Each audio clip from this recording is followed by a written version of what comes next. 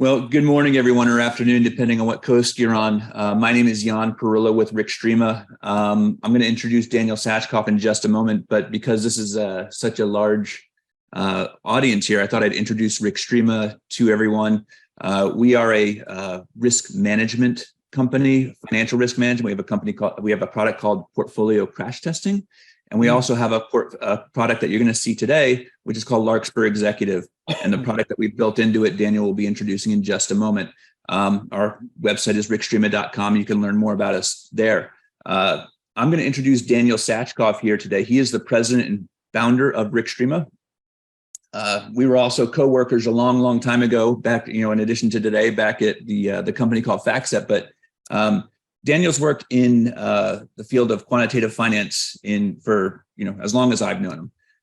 He's published in the fields of quantitative finance and machine learning. In 2015, he was a winner of the prestigious Peter L. Bernstein Award for the best article in the Institutional Investor Journals. He was a winner of the Outstanding Author for his work, The New Paradigm of Risk Management. And he's also worked extensively in the area of machine learning, co-authoring important papers. And there's another place where, I didn't even know this about him, and I work with him every day. I'm sure that you guys are all aware of ifcc.org, which is the International Federation of Chemists or something like that. I mean, I'm the chemist on this call. Like, I'm an actual chemist, but Daniel works in the field of chemistry. He knows more about chemistry than I ever will. But he's actually on the working group for artificial intelligence and genomic diagnostics, for this group. It's a really prestigious international group. So Daniel has a lot of expertise in artificial intelligence, artificial learning. He's going to share a lot of that with you with this product that we've developed at Rickstreama. It's amazing. So without further ado, I'm going to introduce or let Daniel take it from here. I will be taking questions on chat or the Q&A. So if you have anything that you want to ask, please do. I'll be off camera and answering questions. Thank you. Daniel, take it away. All right, welcome. We'll jump right in. Thank you for spending your valuable time with us. I think you'll find it worthwhile. My goal is to teach you the best of what I know about machine learning, but specifically we'll talk today about language models because ChatGPT and all that, right? Clearly, there's a lot of talk about this, and I want to make sure that you know more than 99% of the people in this industry for sure. So let me jump into the slideshow. I'll use some slides, not a lot. So what is a large language model? So I will start with the premise that people have heard of ChatGPT. I think it's not a big assumption these days. You probably have heard of it, and you know that it can do something. So I'm going to talk about that today, and I'm going to talk about both strengths and weaknesses. Many people will fall into the camp where, especially like somebody like me, I work in this field and I build products in this field. So tendency of people in this field is to be like, wow, this is amazing. It's smarter than humans. They will take over the world and, and so on and so forth, and Skynet and all this stuff. And I'm going to try to give you really balanced view. So even though I work in this area, and actually I'm going to show you 401k AI, which I think is an amazing thing that will change this industry forever. Yet I will talk about real weaknesses and real hype around these products. So pardon me, I have a bit of a cough. I'm getting over a cold, or I got over a cold, but still residual. So we're going to talk about why artificial intelligence, I put in quotes, AI, is not really intelligence. What are its pros and cons? How will it affect advisors? What does language have to do with math? Because to understand how it works, you need to understand how language works, how math works with language, rather. Human trainer. What is the role of a human trainer in building up ChatGPT? My goal is that you understand how that model works, its weaknesses, its strengths. Why ChatGPT is inadequate today for professional use in some sense, right? I'll explain why, and then I'll talk about 401k AI. All right, let's start with this fun graph. I think that this is one of the most useful graphs to understand language models. So the first thing when you see ChatGPT, especially with all this hype, is like, oh, it's conscious, it's sentient, it's amazing. even though as you go through the stages of using these AI chatbots, even very modern ones, you realize that no, it's not intelligence, right? And I will say why it's not intelligence. I'll be right up front with you. I think that's a horrible term. Intelligence to me is a human characteristic that entails creativity and choice. Intelligence, the root of the word is Latin, basically to choose between. So we make choices that relates to a human being, like a freedom of choice. The model behind ChatGPT and all these models, there's nothing like that. It is not intelligence. So do not confuse it with intelligence. I will say that you hear about these letters that Elon Musk signed a letter with 10,000 scientists, whatever, that ChatGPT will destroy us all. We need to stop. And yet, in the next day, there was news that Elon Musk is buying 10,000 video cards, GPU units, to train their own model. So I think that I would take that with a grain of salt. I don't think these models are even close to human intelligence. So I don't think in many areas they will replace humans, but that is because only in many areas that humans work in, we just don't use intelligence. So if you don't use intelligence, if you use if you perform repetitive tasks, then of course it will take your job. If you use intelligence and you use human characteristics like empathy, it's not going to take away your job. But I will explain to you, I think that the biggest effect is that not that it's going to replace advisors, but advisors who don't use this tool will spend many more hours on unnecessary work, and therefore they will not do the human work that they could do. Therefore, I do think it will have a major impact in that advisors who learn to use these tools will very quickly, I think within a year or two, will just dominate this industry. Okay. Now having said all that, how do these models, how does ChatGPT know what to say, right? Because it says, right? It says things, it writes things, words, series of words, sentences. How does it do that? Well, I will tell you that it doesn't do it anywhere similar to the way humans do it. It does it purely on the math calculations. And mathematical models of language are the foundation. Yes, language can be mathematized. In fact, if you think of language, and I will explain to you how, it is a very mathematical structure. Don't think mathematical as in boring. Think of mathematical as, orderly and poetic. There was a famous German mathematician who said, he was asked, where's that good student of yours? You had a promising student. And he said, well, he doesn't have enough imagination, so he became a poet. So that's some truth to that. Mathematics is very poetic. But let's start with some basics. Every word can be associated with the vector of numbers. And that's how all of this works. At the core, it is just that. I'm showing you a very simple X and Y axis, right? This is X axis, this is Y axis. Of course, in the real models, they use many more dimensions, sometimes 300 dimensions.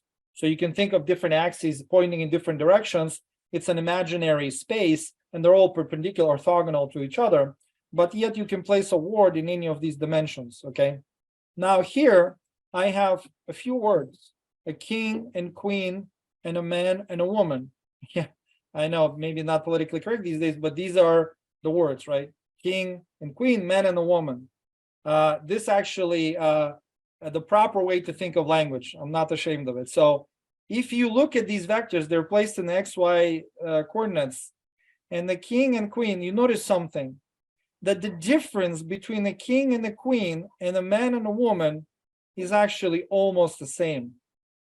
This is a very valuable observation. Somehow, in language, the way words king and queen are used is similar to the way words man and the woman are used together. They're in similar relationships, statistical relationships, if you will, right? So this is the core observation, is that every word can be placed into a certain numerical value. That's the first thing you need to understand. So every word has numbers, and related words can have related sets of numbers. Here's an example. We have different countries, and we have their capital cities. USA, Washington, Russia, Moscow, Japan, Tokyo, Turkey, Ankara. Notice something here, that the distance, again, in the very simplified space between country and a city that its capital is similar. Why? Think of all the sentences that go something like this. Washington is the capital of the United States. Tokyo is the capital of Japan. There are many sentences like this. Therefore, the structure, the model, mathematical models will read, lots of text. They'll read everything. They'll read War and Peace. They'll read Hemingway. They'll read Internet. They'll read all this, and they will learn statistically that these things are in certain structures. Therefore, think about it, when the ChatGPT or any model, when they're thinking of a word to choose, they have a mathematical model. This model outputs a probability. It just says, well, it really, really works like that. It goes word by word. So it generates a word, and then it outputs a probability of what the next word should be. And it picks a highest probability word. Sometimes it doesn't have to pick, like there's some randomness you notice in ChatGPT. You ask it to regenerate, it will not generate the same exact sentence. Why? Because there's some randomness. It will output probabilities, but typically it will not pick the most likely word, but one of the more likely words. There's a parameter in ChatGPT for those that used it. It's called temperature. Temperature is like this degree of randomness in choosing the next word. So if the temperature is 0, they use the word temperature because it's similar to physics, like the energy, the state of the system. And temperature of 0 means we always pick the most likely word. But that's not how humans work, right? Humans, if you want to make it human-like, you have to give it some randomness, because humans sometimes are quirky, and you can increase its temperature.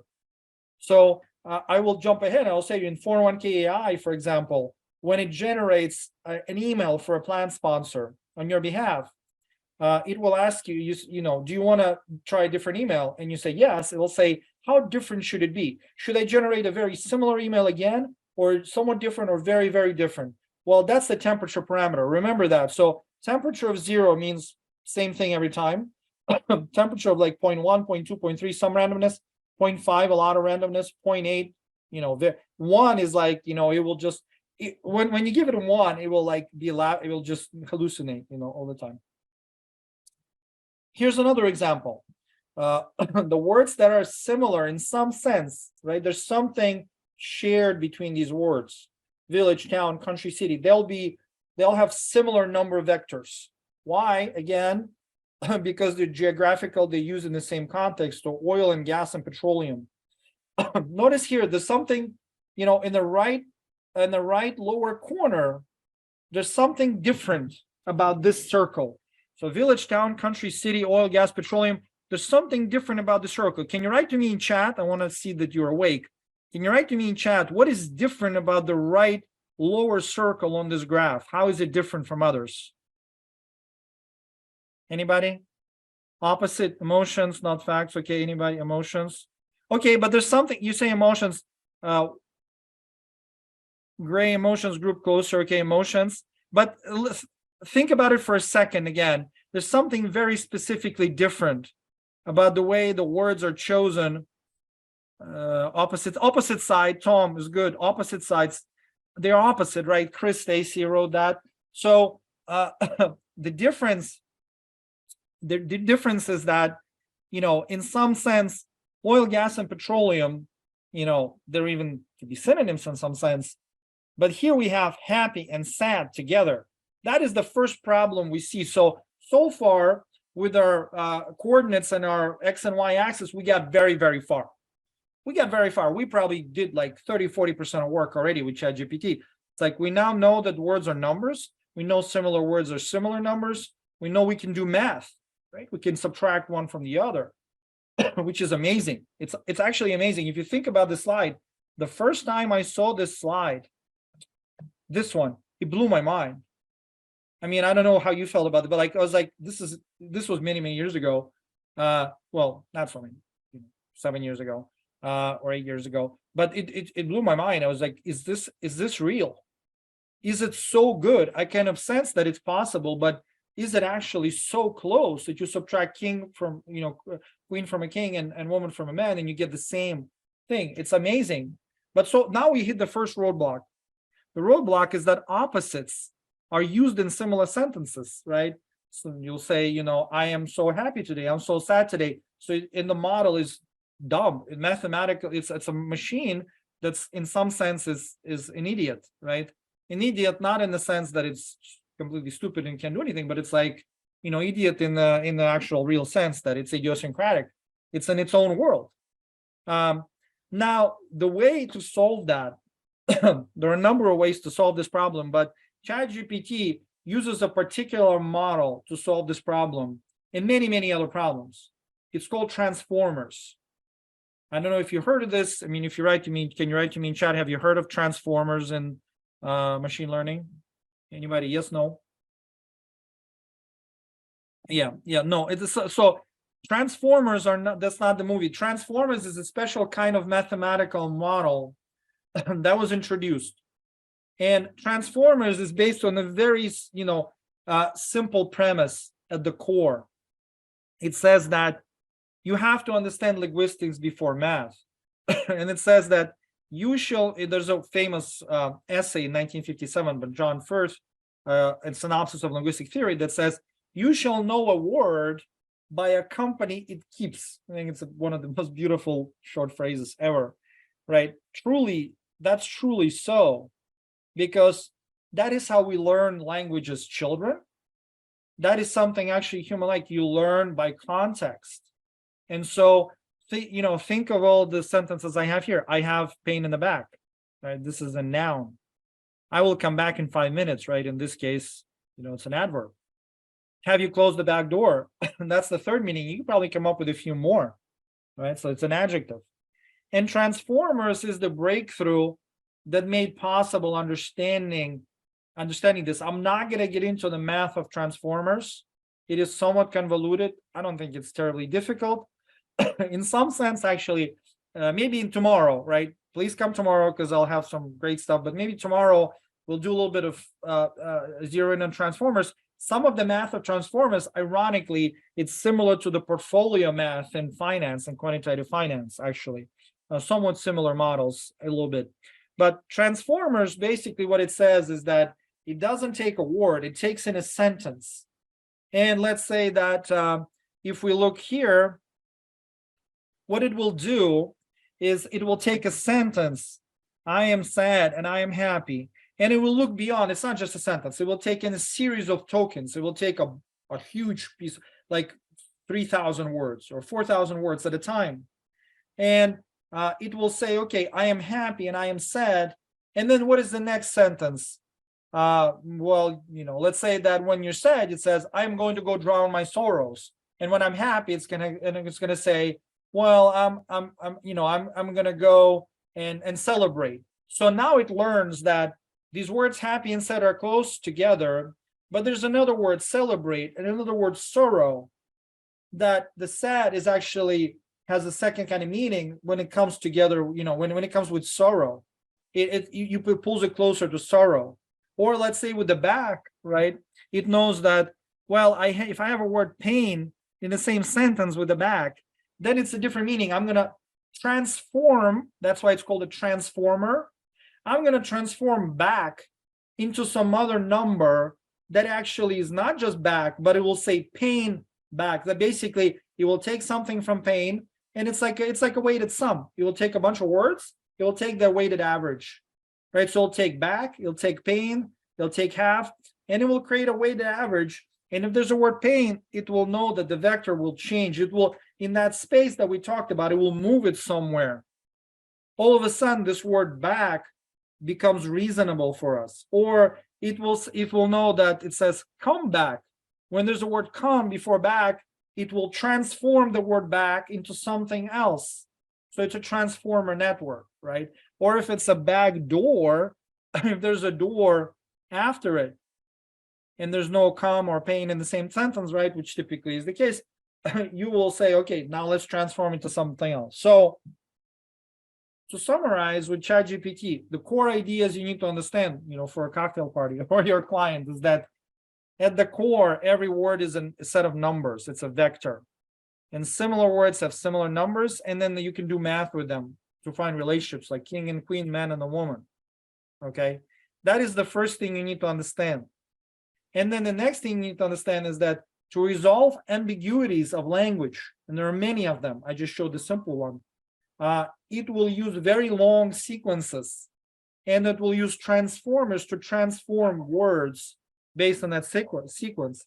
But literally, when ChatGPT comes out with the sentence and it's, putting out your answer, we'll see in a minute when 401k AI is not ChatGPT. It has a lot of different things, but it's similar. It will put out words one by one. Basically, it puts out a word and says, what is the most probable word? And then it'll use temperature, next word, and next word, and next word, and so on. So that's where we are. Now, here I want to step back from the language models. And I want to show you something where when you see fearmongers, people that will tell you that AI will replace humans, or telling you that AI, like as in China now, can be a judge, maybe in jury and executioner, I don't know, but be a judge, like basically replace humans in those tasks, you have to say no, one phrase. Adversarial examples. People who do machine learning know this very, very well. People who don't. That's why they're so susceptible to this fear-mongering. But adversarial examples is a way to fool these social networks. If you really get to task, you can fool very sophisticated networks, even most sophisticated ones. And there are many different ways of doing it. I'm showing you one example of a neural network that learned to recognize pictures. It learned to recognize different animals. It's actually not a creative task. I mean, who would say that it's creative? It's not creative. It's not intelligent. It just recognizes pictures. And it does that very well with high accuracy. Yet, you can take this model and you can come up, and this very famous example, with a very slight change to it. Notice the panda on the left and panda on the right to a human eye, to our eyes. And we're not using language now. I'm talking about computer vision. It's the same idea. It is not distinguishable. I mean, how can you distinguish these two images? Because you added a little bit of white noise. That's the middle picture. And with a very small multiplier. But the model says that 99% sure that it's a gibbon, some kind of monkey. And that is a very sophisticated model. And so there's very easy way to trick it if you know the model, if you have access to the model physically, and there's some calculus involved, you know its gradients, and you can trick it very, very easily. So first of all, remember, when you're using AI, people who own the AI, they control it. They can trick it.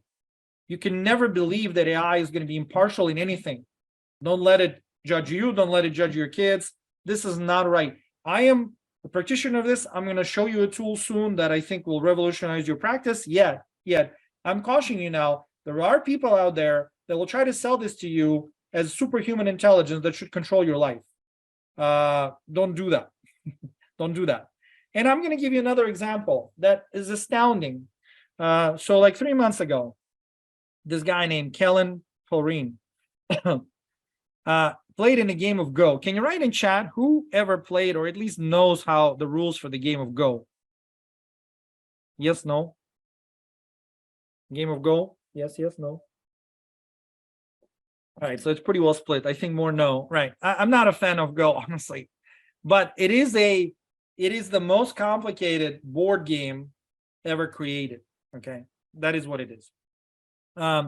Number of possible positions in Go, if you go conservatively, is 10 to the power of 10 to the power of 48. I mean, it's unfathomable. Even computers, can come close. When you think about board games, you think of chess as a kind of intellectual game. Yet chess is actually a very primitive game compared to Go. It's got only, many, 10 to 43, that 10 to the 43rd power. It's very few combinations. So now, when you think about chess and AI, what do you think about? Well, I think about the moment, I think in 2012, or when was it, 2010, when AI beat world champion, I think Gary Kasparov at the time, beat him very handily. It was very non-sophisticated AI. And since then, nobody, I think, even tried to beat computers at chess. It's just not possible.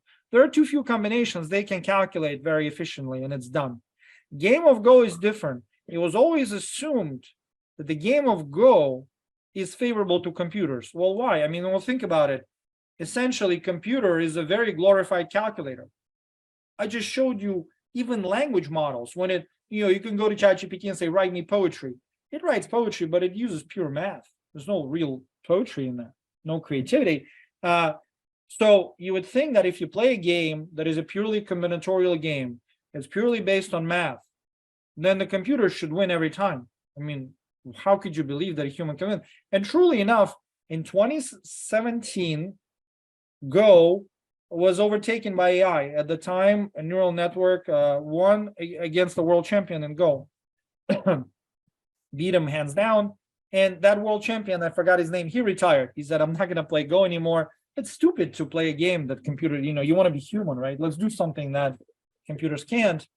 And yet this guy on the picture here, I think a hero for all humanity. He should be on the cover of Time.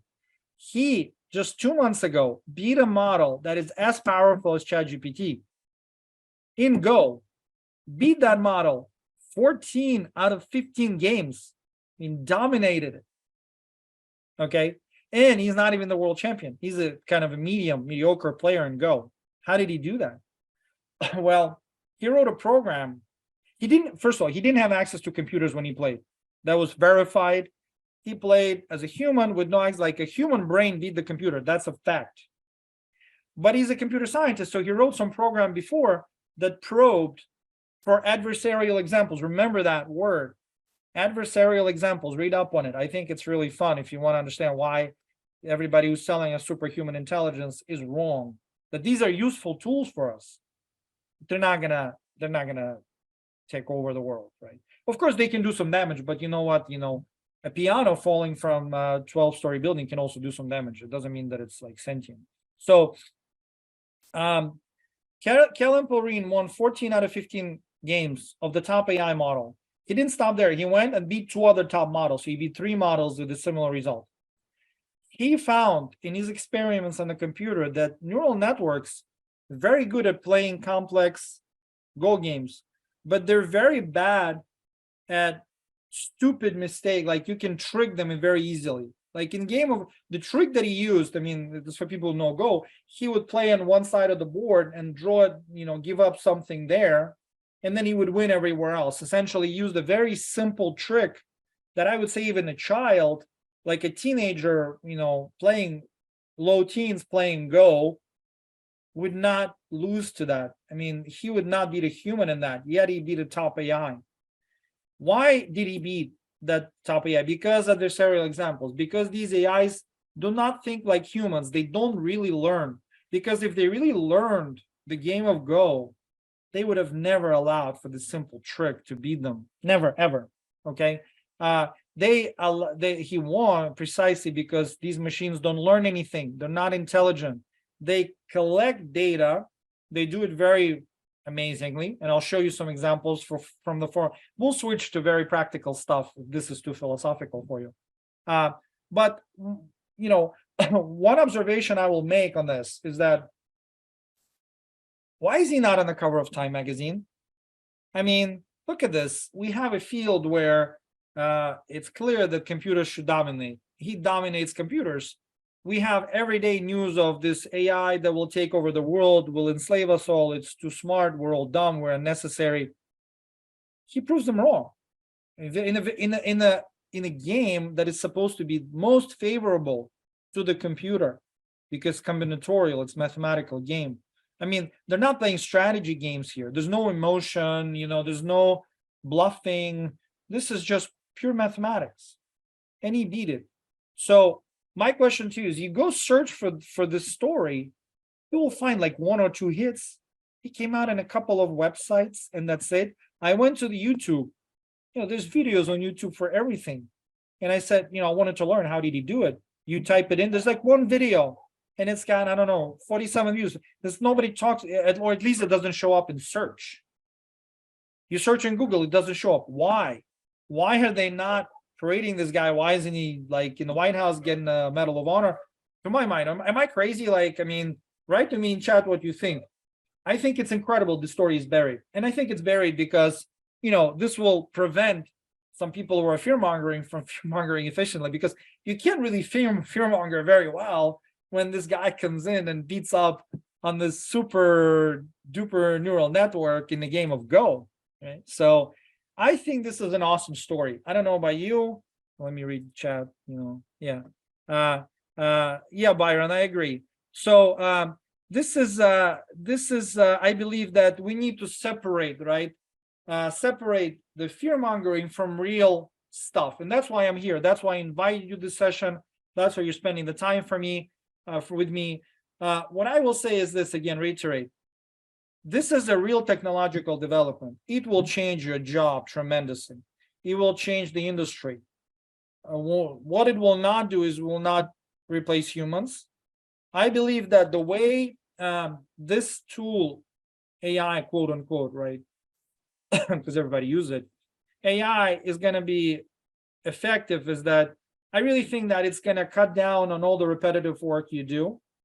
Like, what is the repetitive work? Like, basically going through data and summarizing it. Like these models are incredibly well at summarization, incredibly good, incredibly well versed. They can do various summarization tasks. They're also very good at communication. Like, do you ever have that when you need to write an email and you have a writer's block? Like, I don't know what to write. Or write a blog, and you can't write.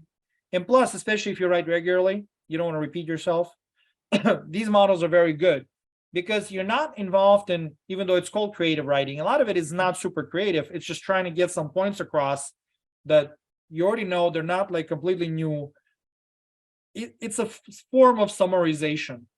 And in that sense, AI will help you tremendously, I think, right? And so that's the end of the presentation. So I think that, let's summarize here. We talked about these models. They are mathematical models, right? You remember that? Remember that man and woman, king and queen, use that. I will send the presentations. Yeah, Buck, you're right. Augmented intelligence would be better, except I wouldn't even use the word intelligence, right? I would say that I would call it like pattern generation. Pattern generation would be a good, PG, GPT, PG. Pattern generation would be a good term for it. So remember, when you discuss this with your clients and everything, remember the way ChatGPT works is that it generates one word at a time, and it's just probability model. It says this is the most probable, this is the most probable, and it picks, it will use some uncertainty. Then remember that each word can be associated to a vector number. Math can be very beautiful, can be very intelligent and aesthetic. And then remember the transformers, right? If you want to learn about that tomorrow, I'll probably touch a little bit more on this. Tomorrow we have a great session. Please make sure don't skip tomorrow. Transformers is what allows us to understand context. And that's why ChatGPT is so good in many things, right? It is good. It can be very good in some things. I'll show you. I think it'll be, some amazing things. Because it knows context through this transformer. You shall know a word by a company it keeps. And essentially you will calculate, for those that are in, many of you are in finance, or most of you is like, think of correlation. And if I go back to the slide for a second, right? This slide here with the word back, essentially we'll calculate a correlation of back with pain, back with come back with door. And if basically we'll use those correlations. You can think of a transformer in some sense as a correlation model in some loose sense, okay? So that's why I think that you need not fear that, but you cannot allow this thing to not be part of your job.